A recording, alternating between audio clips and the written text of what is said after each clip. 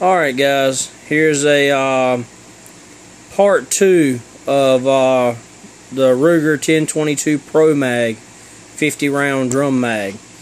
In the earlier video you seen all the problems we had with it jamming. I mean, it shot a couple rounds and then almost every round after that jammed up until close to the end. And at the end of the video I told you what I thought might be the problem, and that's definitely what it was. There was a really bad burr right here on the feed ramp, and like I said in the video, I wasn't sure if it was poor quality or, you know, poor quality mag, not well built. In actuality, the mag is pretty well built. I actually like the way it's designed inside, where it's got a spool inside that the rounds lock into instead of like feeding through a trough. It actually locks into the spool and the spool rotates, feeds them up. But the problem was, I know it's really hard for y'all to see, but I actually took that black marker right there. The problem was I completely dismantled this thing and pulled this little metal piece out. It's actually a little square block, but I'm trying to get it turned maybe where y'all can see it. You see a little thin black line right there at the tip of my fingernail. That's what's left. Where the burr was, it wasn't actually a burr. It's where when they casted this metal block in the feed ramp, it had an air bubble, and now there's actually a pit. It's a ginormous pit right there. Well, it used to be.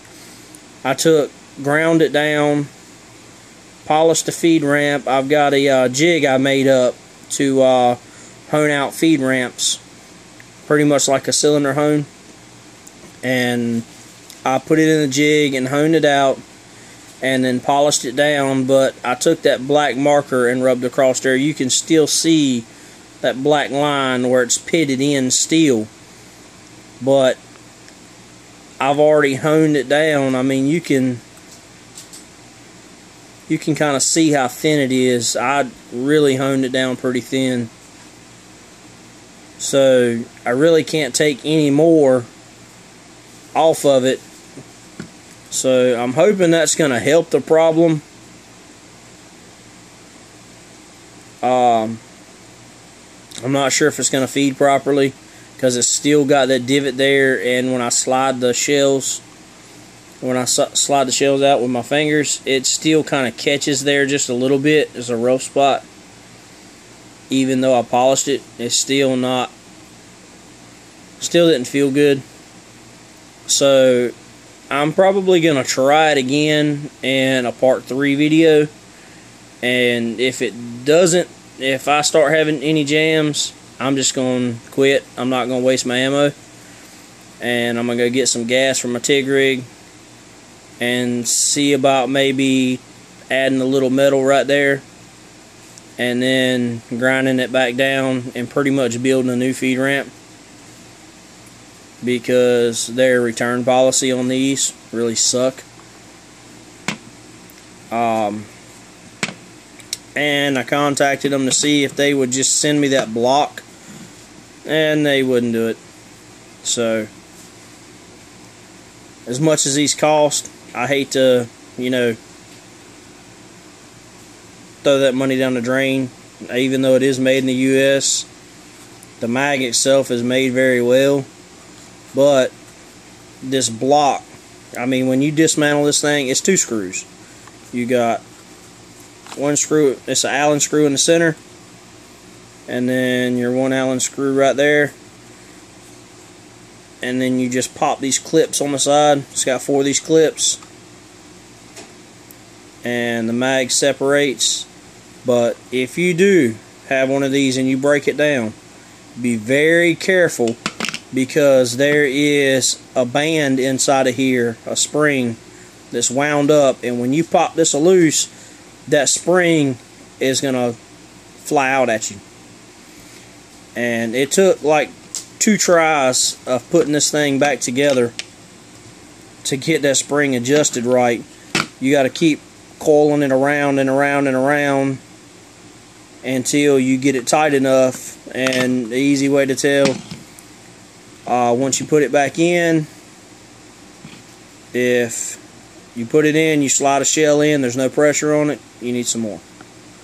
But one more, once you, and that's the first time I put it in, I threw the shell in and it was a little loose, so I popped it back apart real easy, and luckily it didn't spring out on me. I just done one more wrap, a full wrap, and that was perfect. So it's back nice and tight.